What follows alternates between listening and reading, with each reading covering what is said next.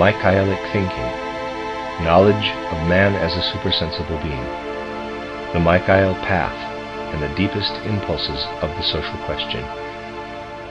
The day before yesterday, I spoke to you about the fact that we as members of the human race live in a sphere which we may designate as the fourth sphere of evolution. We know that the Earth evolution has gradually developed out of the Saturn evolution. The Saturn evolution was followed by the Sun evolution, this in turn by the Moon evolution, out of which finally came the Earth evolution. If we keep in mind these four sequential formations of the Earth planet, to which, of course, mankind as such belongs, we must also consider man insofar as he is a head being. In doing so, we must realize that the designation, quote, the head of man, close quote, is the symbolic expression of everything that belongs to human sense perception, to human intelligence, of all that in turn flows over into social life through human sense perception and intelligence. In addition, everything that man passes through in his development as a being of sense perception, as an intelligent being, must be included in this symbolic expression. Thus, if I say, quote, man as a head being, close quote, this is spoken symbolically and refers to everything I have just mentioned. We speak lightly of the fact that we, as physical human beings, live in the surrounding atmosphere. We must realize that this atmosphere belongs to us. For is it not true that the air which is now within us was a short time ago outside us? We are not thinkable as human beings outside this atmosphere. But we have become accustomed to believe that men of earlier periods spoke about subjects like the air in the way modern mankind speaks about them. This, however, was not the case. We find it queer if we say that just as we walk in the air, so we walk in a sphere which contains the conditions for our existence as sense beings, intelligent beings. In short, that we possess all that can be symbolically expressed, as has been stated, by virtue of our existence as head beings. Now I have told you that this is only one of the spheres in which we exist, for we live in various spheres. Let us now progress in our considerations to a sphere of practical import for mankind, and focus our attention upon the fourth sphere, in which we now live by virtue of three evolutionary stages having preceded our Earth. Let this be characterized by this circular plane. Parenthesis, Dr. Steiner makes a drawing on the blackboard, close parenthesis, in which we live as in our fourth sphere of evolution. Besides this, we live in yet another sphere of evolution, through the fact that this other evolutionary sphere belongs to the spiritual beings that are our creators, just as this fourth sphere belongs to us. If we disregard the human being for a moment and consider those beings, which we always have called in the order of the hierarchies standing above us, the spirits of form, the creative form beings, then we shall have to say that we as human beings shall only reach the sphere which we ascribe to our divine creator beings when the Earth has passed through three further stages of evolution, which you will find designated in my occult science as Jupiter stage, Venus stage, and Vulcan stage, and shall have reached the eighth stage. Thus these creative spirits are at the stage which we human beings shall have reached after the Vulcan evolution. This is their sphere, which belongs to them just as the fourth sphere belongs to us. But we must think of these spheres as being inserted into one another, as interpenetrating one another. Thus, if I designate the sphere of which I have just spoken as the eighth sphere, we do not live only in the fourth, but also in this eighth sphere, through the fact that our divine creators live in this sphere together with us.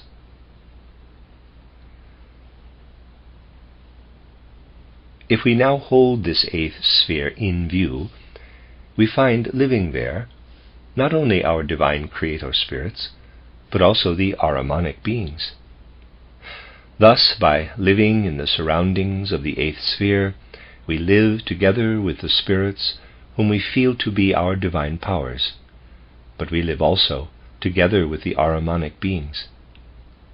In the fourth sphere, the Luciferic beings live together with us. This is the situation concerning the distribution of these spiritual beings. We are able to go into details regarding these beings only if we know how we ourselves are related to the corresponding surroundings of this sphere. Thus it is revealed to the perception of initiation science that we are perceiving and intelligent beings by virtue of our living in the fourth sphere of our evolution. But we must never forget that the Luciferic power influences this intelligence, in which we must always include sense perceptions. This Luciferic power is intimately connected with the special kind of intelligence which the human being today considers his very own and which he prefers to employ. Yet man was endowed with this intelligence only through the fact that that higher being of whom I have spoken to you as the Michael being has cast the Luciferic beings down into the sphere of men, into the fourth sphere of men. Through this, the impulse of intelligence arose in human beings. You can feel what this impulse of intelligence signifies in mankind if you direct your attention to the impersonal element of present-day human intelligence. You know that we human beings have many personal interests. We meet one another with our personal interests, and we are individualized in regard to them. But this individualization comes to a halt before intelligence. As far as intelligence and logic are concerned, all human beings possess the same.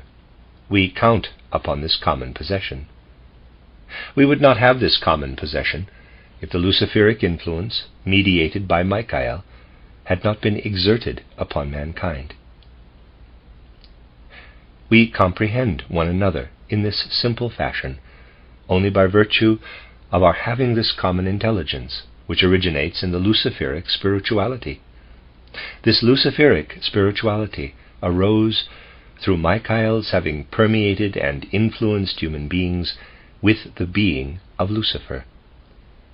These Luciferic influences developed further in human historic evolution. Alongside of them, much else has been developed in the human being.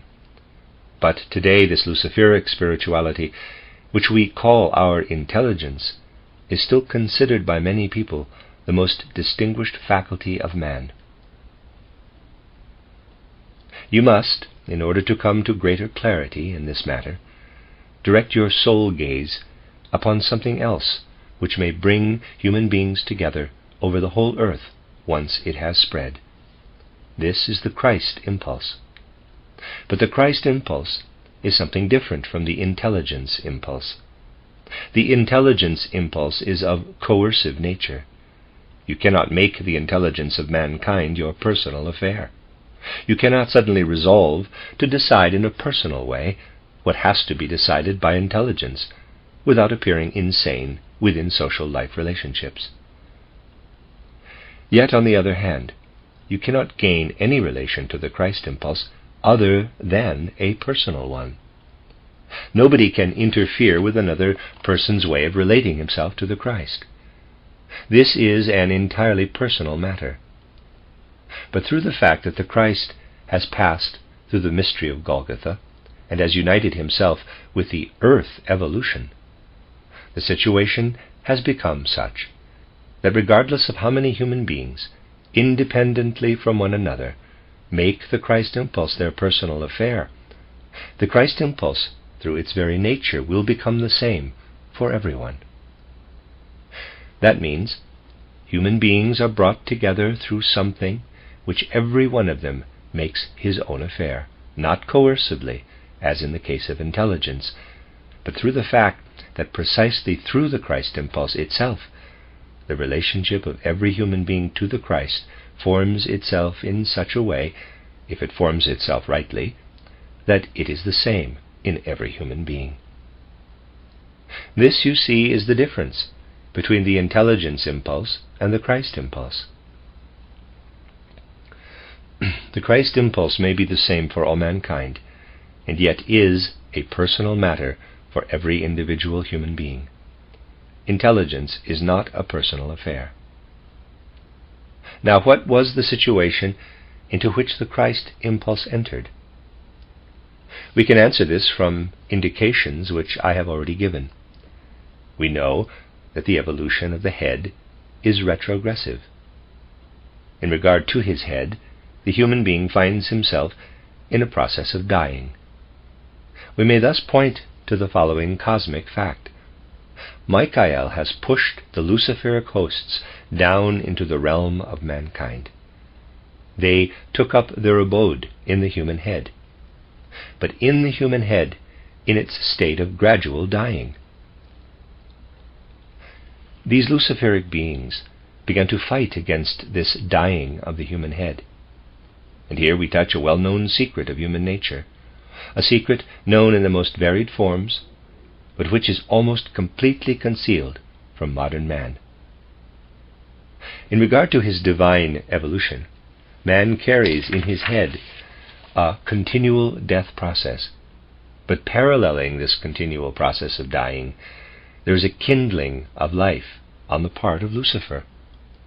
It is Lucifer's constant endeavor to make our head as living as is the rest of our organism.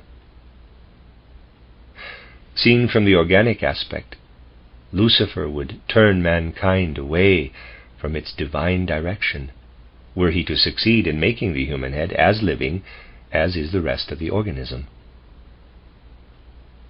This is precisely what the divine direction of human evolution has to turn against. Man must remain united with Earth evolution, so that he may continue on through Jupiter, Venus, and Vulcan evolution. If Lucifer were to reach his goal, man would not continue on his destined path. On the contrary, he would be made part of a cosmos which is intelligent through and through. Physiologically speaking, it is Lucifer's constant endeavor to send the life forces out of the rest of our organism into our head. Psychically speaking, Lucifer is constantly endeavoring to give to the content of our intelligence, which merely comprises thoughts and images, the character of substance. What I have stated above from the physical point of view, I now state from the point of view of the soul, when I say that Lucifer has the constant tendency to give a real substantial content to that which we form as an image in our spirit, anything of an artistic form, for instance. That is, he has the tendency to permeate our thought contents with ordinary earthly reality. If he were to succeed, he would bring it about that we, as human beings, would forsake reality and fly over into a thought reality, which would be reality and not mere thoughts. This tendency of letting our fantasies become realities is connected with our human nature, and the greatest efforts imaginable are made to turn our human fantasies into realities. Now, everything that exists in mankind as causes of internal diseases is connected with this Luciferic tendency. To see through the work of Lucifer in regard to the driving of the vital forces into the dying forces of the human head means in truth to be able to diagnose all internal diseases. Scientific medical development must strive to build its knowledge upon this Luciferic element, to give this impulse belongs to the tendencies of the Michael influence entering our human evolution. The Ahrimanic influence is the reverse of the Luciferic tendency. It makes itself felt from the 8th sphere, out of which the rest of our organism, exclusive of the head, is fashioned. This organism is full of vitality through its very nature. Into these forces of vitality, the Ahrimanic powers endeavor to send the forces of death, which properly, in the divine process of evolution, belong to the head. Thus, out of the 8th sphere, the forces of death come to us through Ahriman as intermediary. This again is spoken of from the physical aspect. Speaking from the soul aspect, I would have to say, everything that sends its influence into us out of the 8th sphere acts upon the human will, not upon intelligence. Wish, desire underlie human willing. All willing contains a certain amount of desire. It is Ahriman's constant endeavor to insert the personal element into the desire nature which underlies willing. And through the fact that the personal element is concealed in our desire nature, our human soul will activity bears the imprint of our gradual approaching the moment of death. Instead of permitting ourselves to be permeated by divine ideals and letting them enter our desires and thus our will, the personal element is introduced into our wishing, into our willing. Thus we are actually in a state of equilibrium between the Luciferic and the Ahrimanic element. The Luciferic Ahrimanic element delivers us to illness and death in the physical. In the soul sphere, it develops deception insofar as we consider something a reality which merely belongs to the world of thought, of fantasy. In regard to the spiritual sphere, the desire of egotism penetrates into our human nature on this path. Thus, we see this duality, Lucifer-Ahriman, connected with human nature. And I have shown you by Milton's Paradise Lost and by Klopstock's Messiah and by Goethe's Faust how modern civilized mankind deceives itself, can deceive itself, in regard to this duality. Now we have to keep in mind that mankind, in its development, has passed beyond the middle point of Earth evolution. Mankind's evolution was, in the first place, an ascending one. Then it reached its climax, and is now on the descending path. For certain reasons which we need not discuss today, there was a state of balance in the Greco-Latin period up to the 15th century. Since that time, however, Earth humanity's evolution is on the descending path. Physical Earth evolution has entered the descending path at a much earlier period, already at the time which preceded our last ice age. That is, prior to the Atlantean catastrophe, Earth evolution began to descend in a physical respect. This is a fact which anthroposophists need not announce to the world, for it is already known to geology, as I have frequently mentioned, that as we walk over the earth in numerous regions, we walk already over the earth crust in the state of decline. You need only read the descriptions of Earth evolution in good geology books of our day, and you will find that physical science has come to the conclusion that the Earth is on the descending stage of its evolution.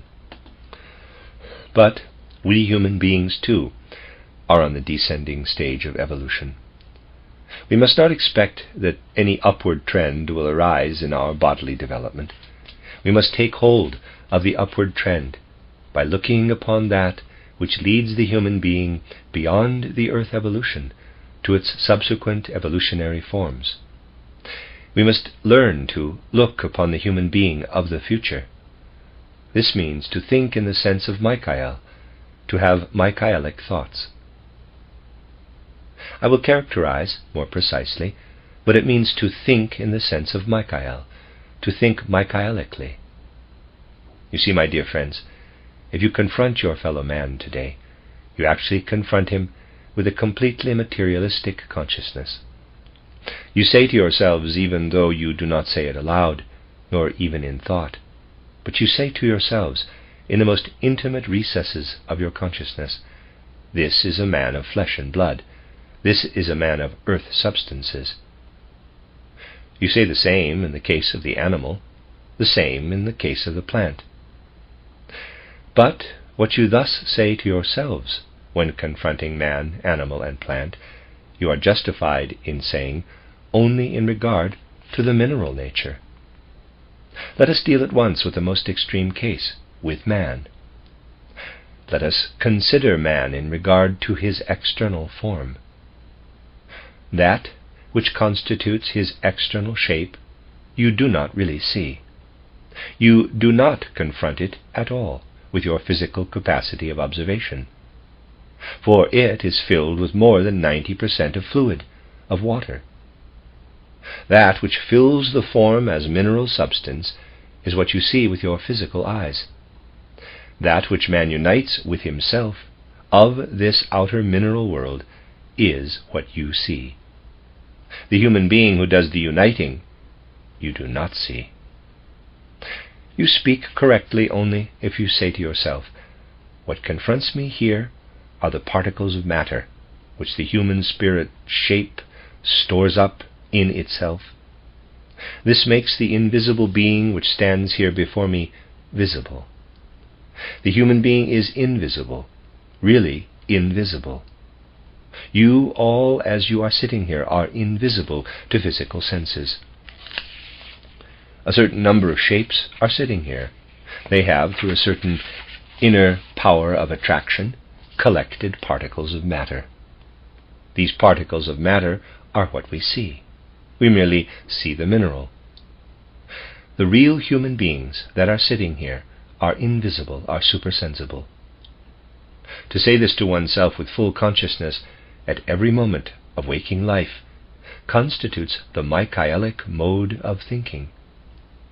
To cease conceiving of the human being as a conglomerate of mineral particles, which he but arranges in a certain way, as is also assumed of animals and plants, and from which only the minerals are accepted, and to become conscious of the fact that we walk among invisible human beings.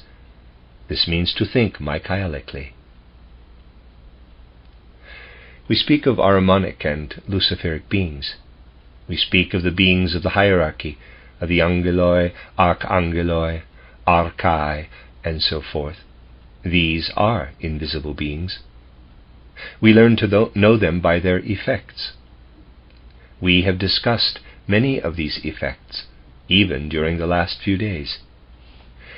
We learn to know these beings by their deeds. Well, is the matter different with the human being? We learn to know the human being who is invisible, here in the physical world, through the fact that he arranges mineral particles in a human-like shape. But this is only an activity of the human being, an effect of his nature. The fact that we have to become clear about the effects of Ahriman and Lucifer, of the angeloi, archangeloi, archai, and so forth, in another way, means simply that we have to learn to know them in a different manner. But in regard to the supersensible character of these beings, there is no difference between them and human beings if we employ reason in our thinking about the being of man. To comprehend that we are not different in our essential being from the supersensible beings means to think in the spirit of Michael. Mankind was able to get along without this insight as long as it still received something from the mineral world. But since the mineral world is in a declining evolution, the human being must gradually acquire a spiritual conception of himself and the world. Since the 70s of the 19th century, he is able in growing measure to find the inner strength to develop the consciousness that man is not a well-ordered conglomeration of particles of matter, but that he is a supersensible being, and that these particles of matter are only a gesture of the external mineral world, indicating, here is a human being. Only because of the Ahrimanic influences, which I have characterized in a recent lecture, does the human being fend off this inner consciousness, does he try to avoid it. And the lectures from November 15th, 1919 in Dornach, end of footnote. One thing is connected with another in human life. And just as we labor under the delusion that man is a sensuous and not a supersensible being, so do we labor under other delusions. We speak of evolution and imagine that one thing proceeds from the other in a continuous progressive development. You know that it was not possible to follow such a thought in depicting evolution artistically in our building. Footnote, see Rudolf Steiner, Der Baugedanke des Goetheanum, with 104 photographs of the first Goetheanum, end of footnote. When I developed the forms for the capitals, I had to show the first, second, and third capital in an ascending evolution. The fourth stood in the middle. The fifth began the declining evolution. The sixth was still simpler. The seventh the most simple. I had to add to the ascending evolution the declining evolution. Our head is in this declining evolution, whereas the rest of our organism is still in the ascending evolution. If we believe that evolution signifies a continuous ascent, we forsake true reality.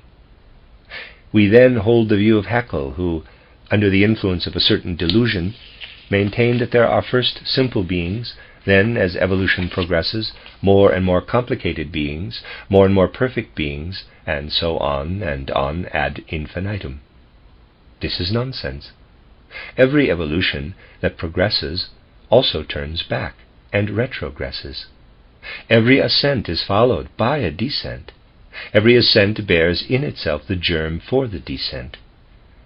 It belongs among the most insidious deceptions of modern mankind that it is unaware of the connection between evolution and devolution, between progressive development and retrogressive development. For from every ascending evolution there must result the disposition for retrogressive evolution.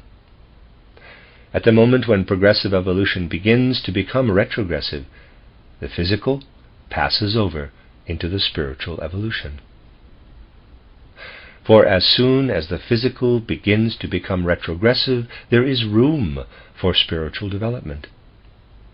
In our head, there is room for spiritual development, because physical development is on the retrogressive path.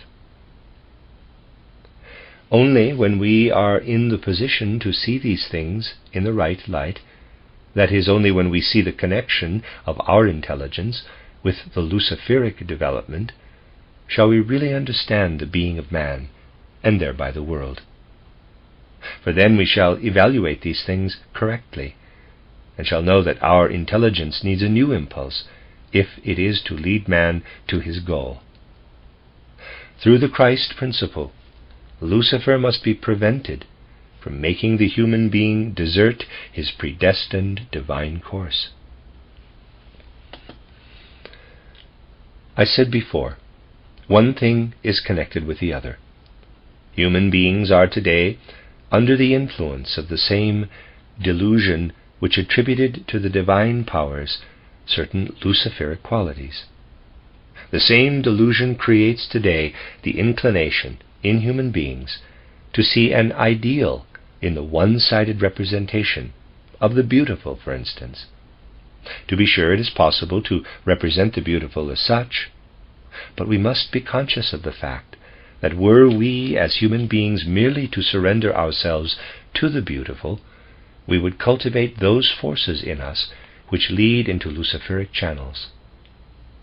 Just as there is no one-sided progressive evolution in the real world, but evolution is followed by devolution, so likewise there exists no one-sided beauty in the real world. The merely beautiful, used by Lucifer, in order to fascinate and blind human beings, would set human beings free of earth evolution. It would sever their connection with it. Just as there is an interplay of evolution and devolution, so we have in reality to do with an interplay of beauty and ugliness. In truth, there is a hard battle between beauty and ugliness. And if we wish really to take hold of art, we must never forget that the ultimate in art in the world is the interplay of the beautiful and the ugly, the presentation of the battle of the beautiful with the ugly. For only by looking upon the state of equilibrium between the beautiful and the ugly do we stand within reality. Then we do not exist within a one-sided Luciferic or Ahrimanic reality not belonging to us, into which, however, Lucifer and Ahriman strive to place us. It is very necessary that such ideas as I have just put forward enter human cultural evolution. You know that I have often spoken to you with great enthusiasm about Greek culture. Yet in ancient Greece it was still possible to devote oneself one-sidedly to the cultivation of beauty, for mankind at that time had not yet been taken hold of by the decline of earth evolution, at least not the Greeks. Since that time, however, man must not any longer indulge in the cultivation of the merely beautiful. This would be a flight from reality. He must boldly and courageously confront the real battle between beauty and ugliness. He must be able to feel and experience the dissonances in their battle with the consonances of the world. This will bring strength into mankind's evolution, and from this strength will spring the possibility of attaining that inner condition of consciousness which lifts us above the delusion that the human being consists in his true essence of heaped up matter, of mineral particles of substance which he has drawn together into himself. Even from the physical aspect, it can be said today that man does not bear in his being the signature of mineral nature, of external physical nature. The outer mineral is heavy, but that which gives us, for instance, the possibility of developing the soul element, I do not refer here to intelligence, that which makes us capable of developing soul qualities, is not bound to gravity, but to its opposite, to what is called the levity of fluids. I have, on other occasions, described to you how our brain swims in the cerebral fluid. If this were not so, the blood corpuscles contained in it would be crushed. You know from your lessons in physics that Archimedes, sitting in his bath, discovered that he became lighter, and he was so pleased about this that he called out his famous Eureka! In regard to our soul, we do not live by being pulled downward, but by being pulled upward. Not by our brain being heavy, but by our brain being lighter through its swimming in the cerebral fluid, do we live physically. We live by means of what draws us away from the earth. This may be stated today even from the physical aspect. However, what I wanted to point out to you in the present lectures was and is that confronting modern life, we need a condition of soul which really, at every moment of day-waking life, is conscious of the supersensible in the immediate surroundings, and which does not surrender to the delusion that the human being is real because he can be seen, and the spirits are not real because they cannot be seen. For the truth is that we do not see the human beings either. This is precisely the delusion, that we believe we see the human beings. We do not differ at all from the beings of the higher hierarchies. To learn to grasp the similarity between the beings of the higher hierarchies and ourselves, and even the animals and plants, is the task put to modern mankind. We say that through the mystery of Golgotha, the Christ impulse has entered earth evolution, has entered mankind's evolution, to begin with, and is henceforth united with it. People say, we do not see it. Indeed, they will not see it, as long as they deceive themselves about man himself. as long as they consider man to be something quite different from what he really is. The moment this is no longer a theory, but a vividly felt reality of the soul, which enables us to see in man a supersensible being, we cultivate within us the faculty of perceiving the Christ impulse in our midst, everywhere, and of being able to say with full conviction, "Do not seek for him in external manifestation. He is among you everywhere." But mankind would have to develop the belief, modestly and humbly, that it takes a great effort to cultivate the consciousness which right from the outset sees in man a supersensible being. For if we do this only in theory, it is of no avail. Only if we really do not believe that what confronts us physically is the real human being, only if we feel this to be an absurdity, have we acquired the state of soul I am referring to. My dear friends, if you were to go to our building lot outside and collect all kinds of scrap that is lying about there, and through clever handling of it were able to hold it in front of you in such a way that a person who met you could not see you, but only the scraps of wood or brick, you would not maintain that these scraps of brick and wood are the human being. But the matter is in no way different in regard to the mineral substances with which you confront your fellow man, arranged in a certain way. Yet you say these mineral substances, since your physical eyes see them, are the human being. In truth, they are only the gesture which points to the real human being.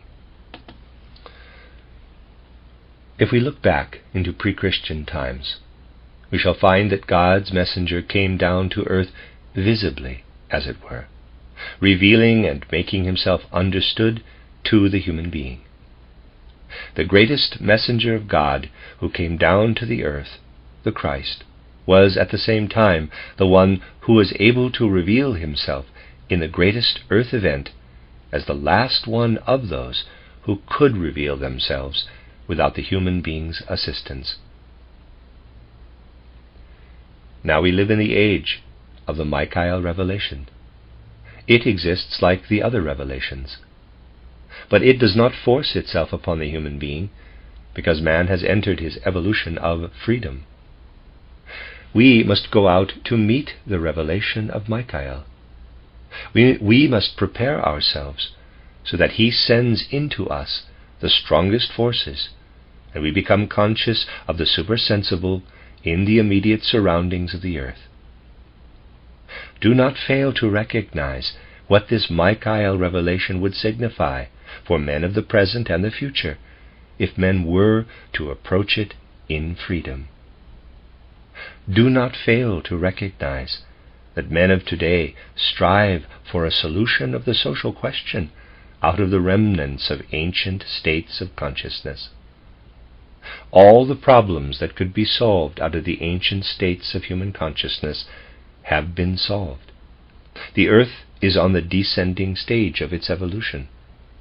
The demands which arise today cannot be solved with the thinking of the past. They can only be solved by a mankind with a new soul constitution. It is our task so to direct our activity that it may assist the rise of this new soul constitution in mankind. The fact that human beings cannot free themselves from the concepts which have been fostered for millennia oppresses our souls like a terrible nightmare. We see today how the results of these age-old concepts, which are divested of all content, and are nothing more than mere word hulls, run their course almost automatically. Everywhere there is talk about human ideals, but these ideals have no real content. They are merely sounding words, for mankind needs a new soul constitution. Once upon a time the call resounded to mankind, which translated into our language says, "Change your thinking, for the time is at hand." At that time, however, human beings were still able to change their thinking out of their old soul constitution. Now this possibility has ceased, If what at that time was begun will have to be fulfilled today, it must be fulfilled out of a new soul constitution. Michael transmitted to human beings the Yahweh tradition, the Yahweh influence. Since the end of the 70s of the last century, he is engaged, if we but go to meet him, in transmitting the comprehension of the Christ impulse in the true sense of the word. But we must go to meet him. And we do come to meet him if we fulfill two conditions. In regard to our own soul constitution, we can say to ourselves, we have to overcome a certain error. I do not wish to burden you unduly with narrow abstractions and philosophical world conceptions, but I have to draw your attention to such a symptom of modern human evolution as the philosopher Cartesius, Descartes, who lived at the dawn of the modern age. He still knew something of the spiritual, which plays through the dying nervous system of man, but he made at the same time the statement, "I think, therefore I am." That is the opposite of the truth. When we think, we are not. For in thinking, we have merely the image of reality. Thinking would be of no consequence for us if we would exist without reality. Thinking would be of no consequence for us if we would exist within reality with our thinking, if thinking were not merely an image. We must become conscious of the mirror character of our world of mental images, of our world of thoughts. The moment we become conscious of this mirror character, we shall appeal to a different source of reality within us. Of this, Michael wills to speak to us. That means we must try to recognize our thought world in its mirror character. Then we shall work against the Luciferic evolution. For the latter is greatly interested in pouring substance into our thinking, in trying to delude us with the erroneous belief that thinking is permeated by substance. Thinking contains no substance, but merely image. We shall take substance out of other and deeper levels of our consciousness. That is the one condition. We only need to be conscious that our thoughts make us weak. Then we shall appeal to the strength of Michael. For he is to be the Spirit who points us to that which is stronger in us than thought. Whereas we have learned through modern civilization chiefly to look upon thought, and be doing so, have become weak human beings, because we have considered thought itself to be something real. We may imagine that we are turning ever so far away from mere abstract intelligence, but this is an illusion. For as modern human beings we are in the bondage of intelligence, and do not send out of the deeper levels of our being into thoughts themselves that which ought to be in them. The second condition is that we introduce into our wishes, and thus into our will, that which results from a reality which we must recognize as supersensible. The fact that the mystery of Golgotha in its supersensible character has not been taken absolutely seriously has had dire consequences. I have often mentioned it here. I have, for instance, drawn your attention to the views of the liberal theologian Adolf Harnack. There are many such liberal theologians who openly confess, through historical documents there cannot be found any proof of the reality of the mystery of Golgotha. Indeed, my dear friends, it is impossible to prove historically the existence of the Christ, Jesus. In the same way, it is impossible to prove the existence of Caesar, or that of Napoleon. Why? Because in the mystery of Golgotha, an event was to be placed before mankind, to which it should have only supersensible access. It was not to have access to it through the senses.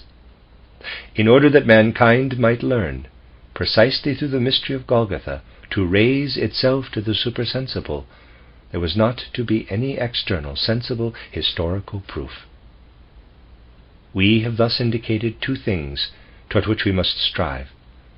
First, to recognize the supersensible in the immediate sense world, that is, in the world of man, animal, and plant. This is the Michael path. And its continuation is to find in this world, which we ourselves recognize as supersensible, the Christ impulse. In describing this to you, I am describing to you at the same time the deepest impulses of the social question. For the abstract League of Nations will not solve the international problem. Such abstractions do not bring the people together all over the earth. But the spirits who lead the human beings into the supersensible, and of whom we have spoken during these days, will bring people together. Externally, mankind approaches today serious battles. In regard to these serious battles, which are only at their beginning, I have often mentioned it here, and which will lead the old impulses of earth evolution ad absurdum, there are no political, economical, or spiritual remedies to be taken from the pharmacy of past historical evolution. For from these past times come the elements of fermentation, which first have brought Europe to the brink of the abyss, which will array Asia and America against each other, and which are preparing a battle over the whole earth. This leading ad absurdum of human evolution can be counteracted alone by that which leads man on the path toward the spiritual, the Michael path, which finds its continuation in the Christ path,